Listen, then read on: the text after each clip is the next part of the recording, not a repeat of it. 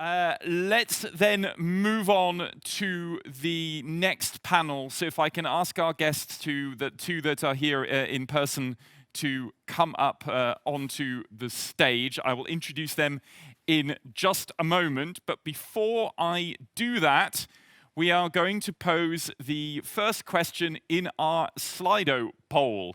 So if we could switch the tech. Those are the questions in Slido at the moment we can see on the screen. If we can move to the first question where we want audience participation, the one with the ranking. Right, exactly. So we have the Slido question. On a scale of 1 to 4, how would you assess your quality of life? 1 being the worst and 4 being the best. So I would just ask the audience online that while I'm introducing the speakers here, that you could please participate in that poll on Slido. So in this next session, we are talking about 2 different things. First of all, ESPON has developed a concept for measuring quality of life that we're going to have presented to us. And then we're going to apply that more directly to the situation here in Slovenia. We have had a slight change of plan for this morning because one of our speakers, Sandra Di Biagio, is not able to join us here this morning. Indeed, she would have been on the webinar, actually. So we're going to restructure the session a little bit, that the first presentation will be from Vassilen Iotzov, who is project manager at ESPON EGTC. He will be making a presentation with some slides. He's joining us. We can see him there on the screen already, joining us via webinar. Then I will move to one of our presenters here, Janez Nared, who is from the Anton Melik Geographical Institute here in Slovenia. Both of those will make presentations. Then I'll come to Blanka Bartol for an immediate feedback. She is a senior officer at the Ministry for Environment and Spatial Planning here in Slovenia. So I will then just like to then go back a minute, if we can just switch back to the Slido poll that everyone should now have had a few minutes to have a look at. So at the moment, we've had 46 of you who are joined in online. At the moment, you're scoring an average of 3.1 out of 4 in terms of the quality of life. I hope the quality of your seminar experience this morning is also good, and you can sit and enjoy a cup of coffee while listening to us at home. So thank you very much indeed for your online participation there in that. We'll come to a second Slido question shortly in the middle of this session. Right, so let's switch back to the presenters. So the first presentation is coming from Vassilen Iotzov, who's an economist at ESPON EGTC, and he is responsible from the ESPON side for the Atlas on Territorial Quality of Life in Slovenia. And so he's going to also then present the ESPON approach and the conceptual framework with the 3 spheres and 3 dimensions and potential maps of composite indicators, so I'm told. So Vassilen, it's over to you for your presentation, and then I'll introduce the speakers that we have here on the spot after that. So Vassilen, the floor is yours. Thank you very much, Jon. Good morning to everyone on site and online. I have the pleasure to introduce what I believe is one of the most exciting fields of engagement of ESPON recently. Quality of life as a concept has been accompanying us for a while now with the Slovenian presidency for good reasons, as we propose a measurement methodology for a well-being, which is in turn deeply rooted in the DNA of the European Union, from the Lisbon Treaty, the European cohesion policy, all the way to the territorial agenda 2030. So we believe that there is a very meaningful tool for policymakers that goes beyond the simple benchmarking of regions and provides a very practical advice for policymaking, and in particular, the practicalities revolving around cohesion policy.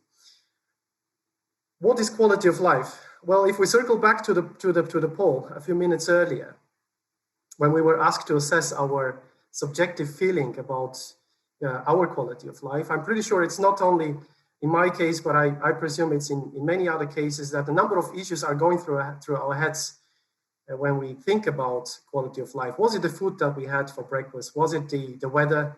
Was it the way how we reached the office, or maybe we didn't reach the office at all? Maybe we stay at home because of the pandemic, and this in a way supersedes all other factors that are determining what we believe is our quality of life. So I don't need to say that it's a very complex social construct, combining objective but also subjective data. And this is, as social scientists will typically do, this is presumably something latent, something that we don't observe, but something that we believe is happening in the observables out there, in the large quantities of data out there, especially when we see correlations across different indicators. And we do not explain these correlations through causality. We tend to believe that parts of these correlations are caused by something that is hidden, that we don't really see. And that's the construct, the complex social construct that remains hidden, and we call quality of life. So how do we model it? We have developed a framework which is composed of three main pillars. The first pillar is referred to as the good life enablers, and we have deliberately chosen this name, as this is typically revolving around what society provides for individuals in order for individuals to live and flourish in a certain place. So we may take it as an example, investments in infrastructure or public services. Second pillar, or the second two pillars actually, are direct respondents to the personal life enablers. One is a direct and objectively accessible respondent. That is how I feel about myself in relation to what society provides for me in terms of, do I have a good quality job, a well-paid job? Am I healthy? So objectively accessible data. And then on top of that, we have yet another layer that makes the construct even more complex, as it is a consequence of the previous two and the interaction of the previous two. So how do I feel personally about what society provides for me to flourish, and what I objectively respond to society in terms of job and health status and so on. And in addition to these three pillars, which are served by large quantities of data, we have what you see horizontally here and what we call the spheres. The large quantities of data are actually split across these spheres. The personal sphere is how I feel about myself and how I feel about what society provides for me, and how do I respond to that subjectively or objectively.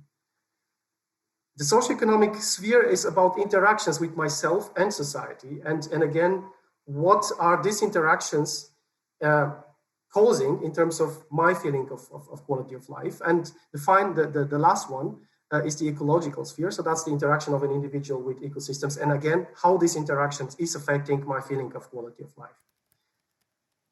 So it's a very, as you see, complex structure. But we have identified with our statistical tools at our disposal that this is presumably caused by what we refer to as the quality of life. What is the main merit of this approach? Well, first of all, quality of life as a measurement methodology uses composite indices. It's an index. It can be mapped. It can be used for benchmarking to see where a certain region performs in relation to others. And while this may be useful for financial institutions, European global financial institutions, maybe the rating agencies as well, this may be less obvious for public policies, very practical sectoral public policies. But once I will circle back to this notion in a few minutes. But one of the main merits is that it is an index that can be mapped. And in doing so, it resembles other well-known measurements of well-being, such as the United Nations HDI, the Human Development Index. There are certain similarities. For one, the HDI, the Human Development Index, is also using 3 dimensions, just like the dimensions of the ESPON approach. Those dimensions are being aggregated using the geographic mean, the geometric mean, and that's for good reason, because we wish to not certain dimensions to compensate for others. For instance, overperformance in one dimension and underperformance in another dimension should not be compensated by the overperformance of the first dimension. And another merit is that 1 percentage change of one dimension is affecting the index as much as 1 percentage change of another dimension. So it makes it more practical and closer to reality. But in addition to the HDI, the Human Development Index remains within what we call personal life enablers. On top of that, we bridge also other concepts of measuring well-being, such as the more subjective ones. One example is the World Happiness Report. So our approach, the approach of ESPON, is actually combining the objective exogenous factors that are influencing the well-being of individuals, but also the response of individuals to how how they are being influenced, of subjective and objective criteria. Now, when you look at the result, which is currently displayed in the form of a map of the index, what you will recognize is something that you may recognize also in other ESPON research, or observing other classical indicators, economic indicators, or other typologies of ESPON. What you see on the map is a scale from 0 to 1, 1 being the best in terms of colors, blue being the best, red the worst in terms of quality of life. That's the aggregate level. And I think the question will be legitimate as to whether there is a lot of difference in what we bring about now in terms of quality of life in relation to what we already possess, classical indicators and typologies. It is a legitimate question, but at the same time, the notion of recognizing that this is happening brings us to the second merit of the project, and this is that while it uses the composite indices, it is also applying something that we call latent classes, hidden classes, groups of countries which may be similar to each other than other group of countries. This is a statistical tool that has been applied by the team of researchers behind that. And what they recognized, based on the statistically representative sample for Europe, are 6 classes. And this is very interesting to understand what these classes actually are doing.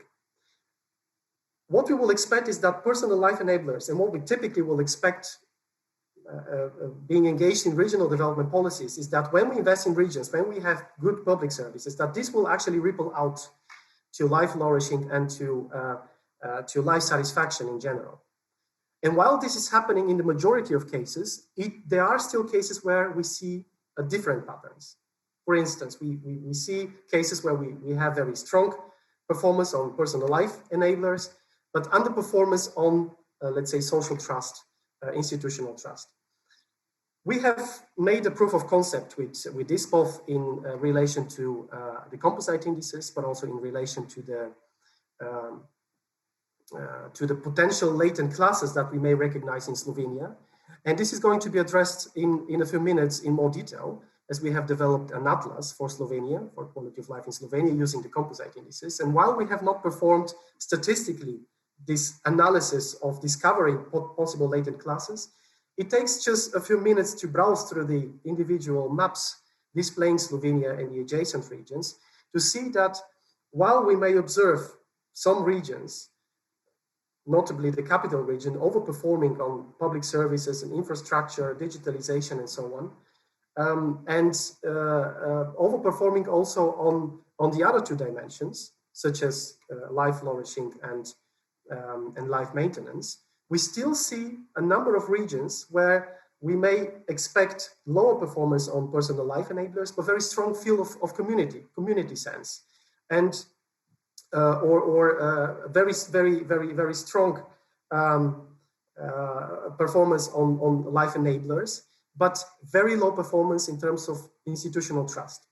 And recognizing this is essential, because once we recognize these individual latent groups of countries, this is actually what helps our policymakers to navigate through public policies and design the public policies in a way that is most meaningful for the respective class.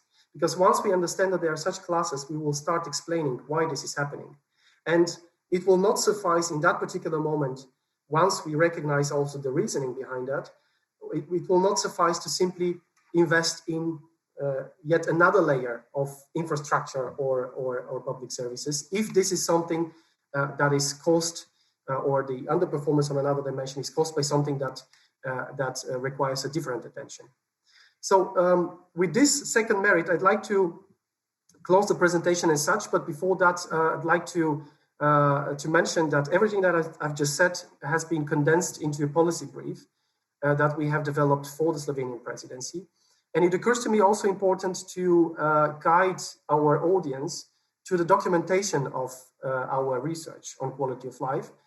In particular, not only the theoretical and empirical parts, but something very practical, something that we call a dashboard, which is a simple Excel spreadsheet that is ready to be fed with data and can help policymakers to see how a certain region or a group of regions are performing in relation to each other based on the scales provided by the three dimensions. So it's basically a ready-to-use tool for policymakers to feed with data and start assessing where they are.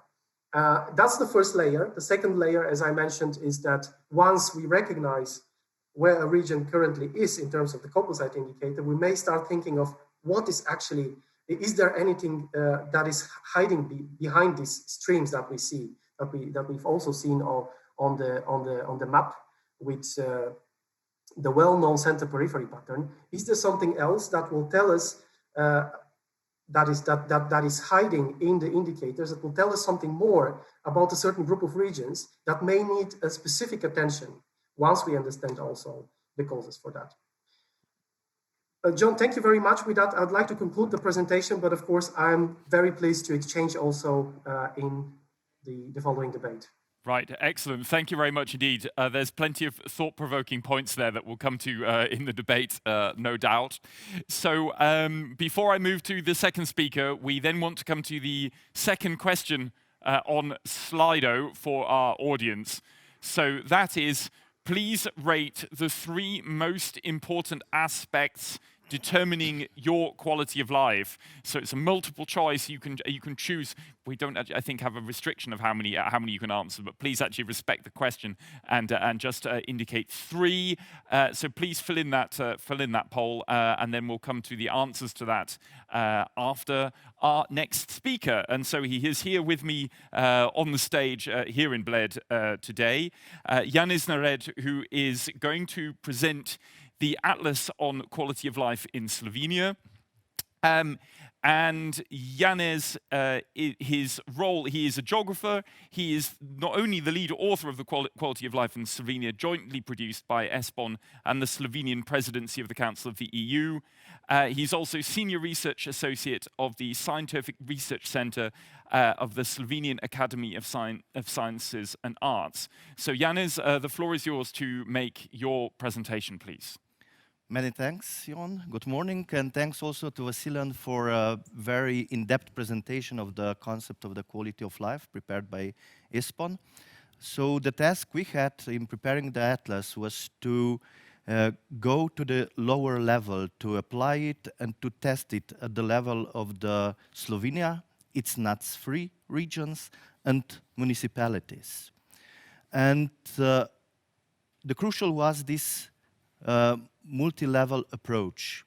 How does the quality of life differ from European context to the local context, and how can we use it to improve our policies? Vassilen already explained all the domains and subdomains and dimensions that are included in the concept. However, going into deep to the local level shows the diversity of the concept of the criteria of the data of the indicators that show the conditions we have at the local level. So the place really matters, and this is an important message for policy making. Namely, if we go to the upper levels, there is always a kind of approximation, a kind of going close to the average. But if we go to the local level, we have all the diversity that those places offer. So that's why it is important also to make a very complex set of indicators, a database that will actually address all the issues we would like to tackle within our policies. And there are many that are either new, like climate change, and we need to develop new indicators and find potentially proxies because we do not have the same indicator at the level of the European Union or the entire Europe. So there are many different needs we have to fulfill in applying this concept to the local level. So in case of the climate changes, we used in Slovenia the investments that were done in the last 5 years in the field of climate change adaptation that are very diverse one, but this was one of the indicators we used. And the second one is the damages caused by the natural disasters that are also one of the factors that influence or are influenced by the climate change. So it is really important to go case by case to check which are the most relevant indicators and which are the data that should be linked to the certain subdomain. So ESPON Quality of Life has also developed, as already Vassilen said, a dashboard for decision makers. And we tested it for the preparation of Atlas, particularly for developing the composite indexes on the subdomain and domain level. And this is a wonderful tool for the policymakers. Here is an example of Gorenska region, which is the best performing region according to the quality of life in Slovenia. And you can see the diversity of the region or the results that region achieved at the level of each subdomain. So it is a good guidance for the politicians to check where to address or where to direct the policies to improve the situation, which are the weak points of the region, and what are the positive things where the region or local community can build on. So this is the tool that can be applied. Of course, it has to be adapted to the local level, to the needs of the specific policy, but it is a wonderful tool to compare the regions, to compare the different areas among themselves. If I would try to condense some key messages about using the concept, I would firstly say that it is really important to use the right indicators and the high quality data to be included in the dashboard for the calculation of the quality of life. The second is very careful selection of indicators. This should not only depend on availability, which is of course very crucial to get that data and indicators that are available at the local level. However, we should also balance different indicators in terms of what they really present. What would we like to get with comparing them or, let's say, summarizing them to the composite level. Main recommendation is to go to the lowest territorial area level possible. Namely, this will show you the diversity of the problems and the needs you have. And it is also very important to understand what is shown by a certain map or certain indicator and to put this map in the wider context at the local or regional level.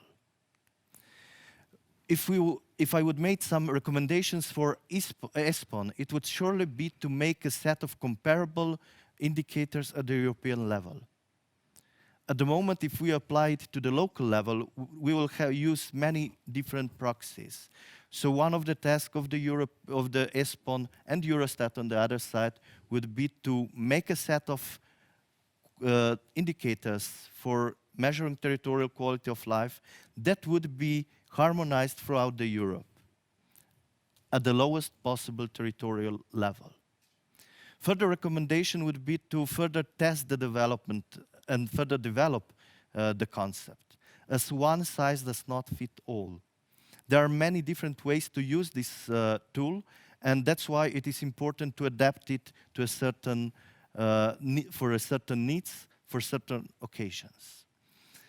And it is also important to include this personal perspective. We'll see then the responses of the Slido, which are the main subdomains that are relevant for each individual.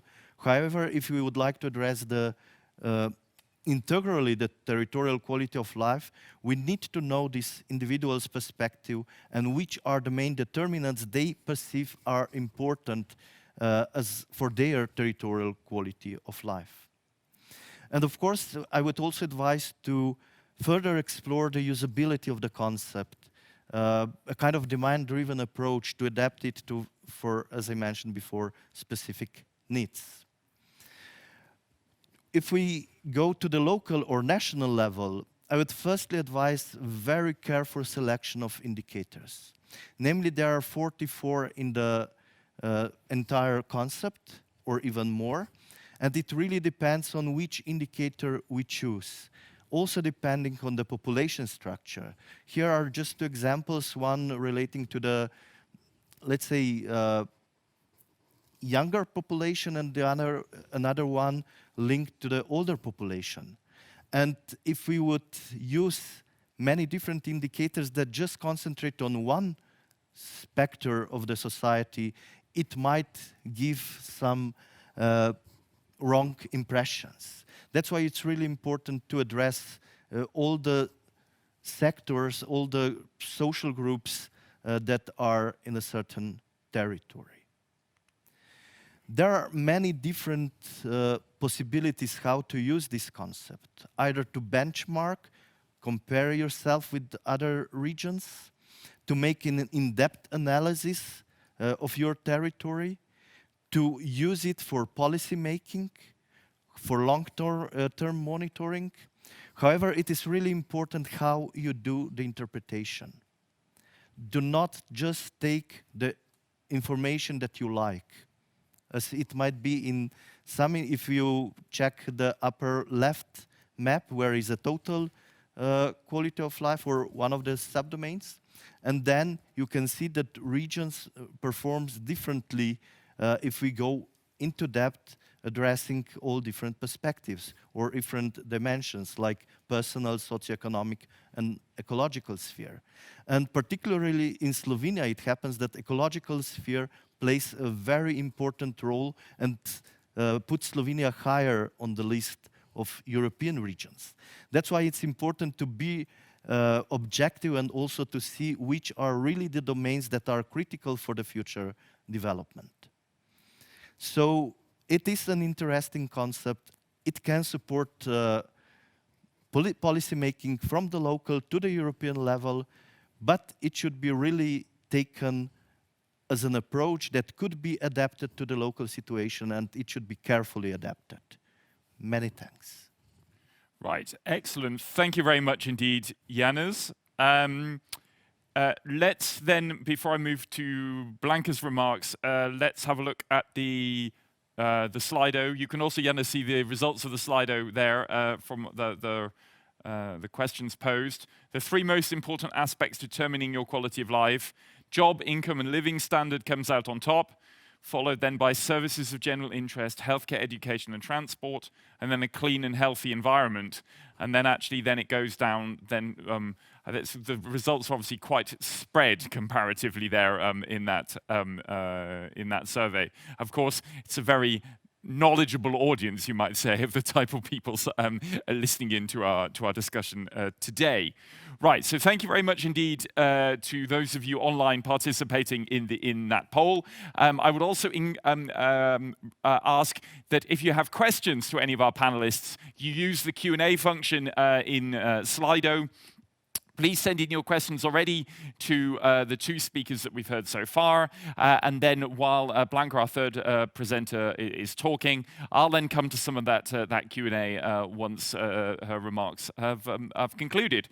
So without any further ado, Blanka, it's over to you. You don't have slides, but particularly to reflect on what the two other presenters have said and the types of sources of evidence that you apply in the strategic planning work that you do at the ministry, and also how potentially also the European Union can bring what it does closer to its citizens. So your assessment, please, also with the conclusions of the atlas that Janez has been presenting. Yeah, thank you very much. I would like at the beginning welcome everybody and all those who are following us also online.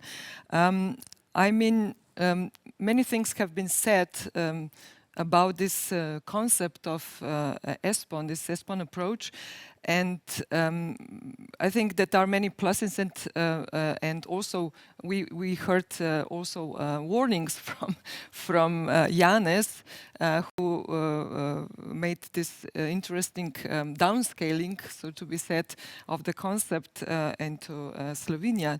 I mean, in our case, we have overall development strategy on quality of life for all. But unfortunately, this strategy is being, how to say, set for the whole Slovenia. So we don't have it very specific object. I mean, downscaled to the lower levels, not to the municipal level. But we had some, or we have some monitoring on the regional level. As of our spatial development strategy, we tried to add this territorial dimension, which has been mentioned several times today, also in the keynote speech, saying, you know, that there are great diversity, and there we have diversity among rural and urban areas, but also within rural areas, I should say. And this is one thing we wanted to also to address with the strategy, saying that there are differences within the regions. We cannot only, we know that we have data on certain administrative levels, but on the other side, we have within our NUTS 3 regions many territorial diversities. So meaning that we can have urban, rural, but not only rural, like general terms, but also remote, mountainous, or even coastal or border regions, which express different needs, and people there are, I mean, you have different population and everything. So also with carefully picked indicators, and at lower level, we sometimes not address maybe the proper challenges and the local knowledge, maybe even for the policy making, which is also important. So in this case, one of the interesting approaches that has been also promoted by ESPON and tested also in our in one of a spin-off project for quality of life in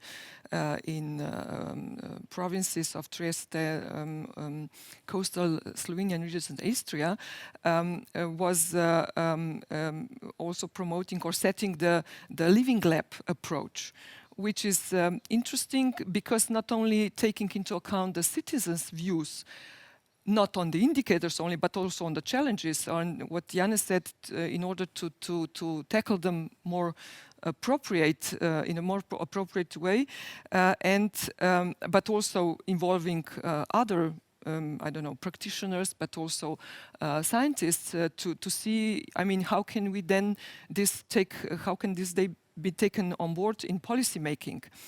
So what regards this very interesting atlas case example is that we can see this east-west traditional divide in Slovenia, but in terms of income and some other indicators of quality of life that have been presented. But they are not so big, I mean, the differences. So maybe it brings us to a question whether GDP as the most important or most used economic indicator is not maybe too much emphasized when we are speaking of regional development or regional disparities and so on. Maybe some other indicators could be more highlighted here. And also, Janez said, I mean, I'm not sure whether we have a map on that, but it was one interesting map in this atlas showing working places of municipality, by a municipality of a residence. And when we saw the map on the NUTS 3 level, we saw that the most the Ljubljana, Srednja Slovenska region is featuring the best, but going into on municipal levels, then you see that there are some regional centers which offer working places, and they are quite maybe not so well, but they are distributed across the country. So that means that we're having a polycentric structure which might not be reasonable, the outcome if we are only looking at the general map on NUTS 3 level. So, so this, in my view, it's very important to dig in, because the results are different and they show different, specificities. Right, thank you very much. We've already got some interesting questions coming in. 2 questions which actually are directly relevant to the 2 of you here, and one which I'll pose in a moment to Vassilen. So the questions Slovenia specific, which have come in so far on the Slido, are: will Slovenia focus more on Prekmurje, I'm not sure I've said that correctly, region in its spatial planning, given its lower index value, right? So you can perhaps, Janez, explain the reasons for the lower index value. And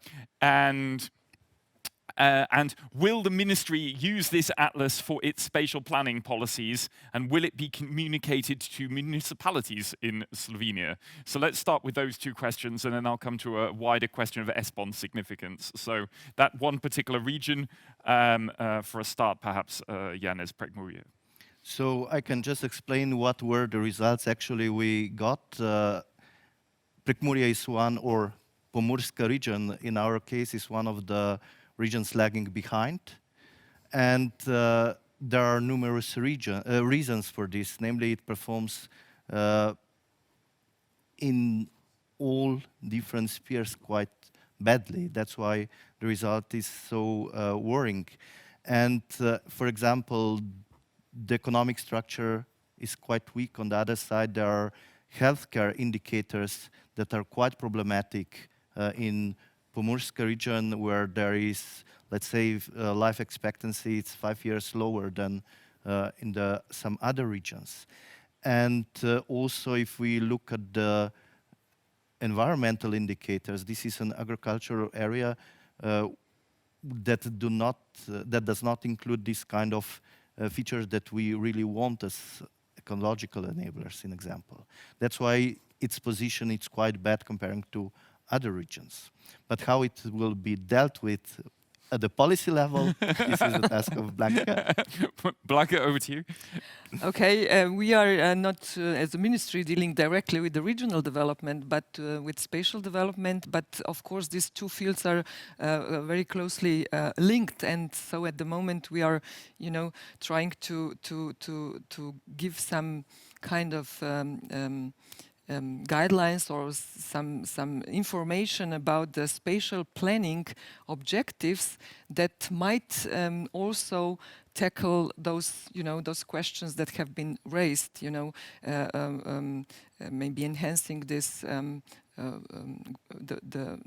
the local, or the urban centers in the region, and so on. But what regards the question in relation whether this atlas will be presented to municipalities, this was very interesting work for us with ESPON that has been done in very short time. So of course we will do some follow-up in this respect, because we also think that it should not stop here. With the policy brief and with the atlas, it should be taken on board in many ways. One of them is, of course, to debate. It could be a debate with the municipalities on the results, and maybe also in relation to our spatial development strategy, which is now in the draft or version is not adopted yet. So maybe we can find a way how to do it in a follow-up and maybe in an implementation circle then. Right, excellent. Thank you very much. So now it's time to put you on the spot, Vassilen, from a question from Slido. The question is, the European Commission, the OECD, and many countries have already developed approaches to measure quality of life. What makes the ESPON approach specific? Or take that as different or complementary to those other approaches that other organizations have already taken to this question? Thank you for the question. Yes, this is correct. The ESPON approach measuring quality of life is not the only one. In fact, quality of life has been with us for a while now. And there are many other measures going beyond quality of life that are attempting to approximate well-being, including the Human Development Index, as I mentioned, or the World Happiness Report. The OECD has a very similar, conceptually very similar approach with Better Life Index. I will not say that the ESPON approach is better, but the ESPON approach is looking at the territorial level of quality of life, meaning that the territory is in the focus. So well-being is determined based on the spatial whereabouts of a certain individual. And the spatial whereabouts have, of course, social, environmental, and economic dimensions. Still, it is very similar to OECD, but I will not say that we are competing. In fact, we are complementing each other, because in a way this is a tool to one may even think of triangulate different results that these indices will yield. The more robust picture we have, the more confident we can be about the inference that data is actually telling us about policy making. But let me say one major specificity of the ESPON approach that makes it distinct to, let's say, the one of the OECD in terms of the Better Life Index, but also the Human Development Index. The territorial approach of the quality of life has been developed to not only benchmark. It has been developed to be applied also at national, subnational level. We have heard previously also the appeal to go as much as possible to the lowest possible level. While we can still use it for benchmarking at national and subnational level, the real merit of this approach is maybe comes about as a result of another stepping stone which our researchers have been doing. This is the discovery of these latent groups of countries. The more we delve into smaller territorial scales, the more likely it will be that we will find very different permutations of the performance on a certain dimension. And this is unique because it's not only here we already leave the context of pure benchmarking. We enter into the domain of public policy, because once we know that there are such groups of countries which are very similar statistically to each other, which may perform very similarly on a benchmark index, but for many different reasons, which we don't understand, but we know that they must be there because they belong to a certain group that remains hidden. We can only reveal statistically with these groups. Once we know that, we can start implementing the tools that we have at our disposal to explain the reasons. One of the tools, as already mentioned previously, is to involve citizens. And when we explain these differences, which yield different scale on the overall quality of life measurement, it is important to understand that there must be something underlying that is causing these differences across between the individual groups and the similarities within these groups. And once we understand these reasons, we can use that to adjust policy making, meaning that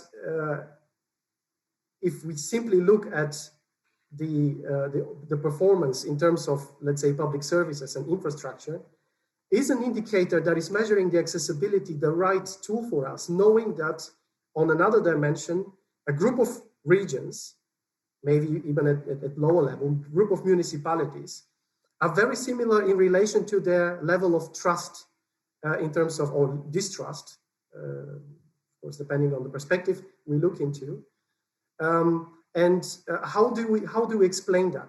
So, in summary, the uniqueness of the ESPON approach is that we recognize that there is something underlying that many regions share, and that this something underlying is not really revealed on the surface of typical indicators that we see, like GDP, like unemployment, like accessibility. These are what I will refer to sticky indicators, will tend to stay with us for a while. That's because of their nature. That's because of the endogenous growth nature of our economy. That's because also in case of ecology, every marginal damage on our ecology is exponential, meaning that even if we perform better on the ecological dimension, we still will see the same old picture for a while, at least for the short to mid-term. And this is what policymakers are confronted with. This is the typical picture that I've shown on the map, the typical pattern, central periphery pattern, that is actually also replicable at national level. I'm pretty sure that Slovenian policymakers will recognize themselves in this pattern and will claim that they would have expected to see what they see. But what is under the surface, these underlying streams, this is important, and this is the uniqueness of the ESPON approach, attempting to discover these underlying streams and explain them. And once there is an explanation, there will be certainly also a better navigation for regional policymaking. Right. I think that draws us neatly to a close of this panel, not least because after the policy break, after the coffee break, sorry, I'm getting my words confused. After the coffee break, we are going to be having a panel of policymakers dealing with exactly that. So taking it from the level of the work that you are doing and Vassilen is doing and working out how policymakers can use that information. So thank you very much indeed to those two of you here. Thanks to you, Vassilen, on the end of the webcam. And everyone else, we will see you at 11:15 after a short coffee break for the policy debate. So thank you everyone for now and see you in about 12 or 13 minutes time.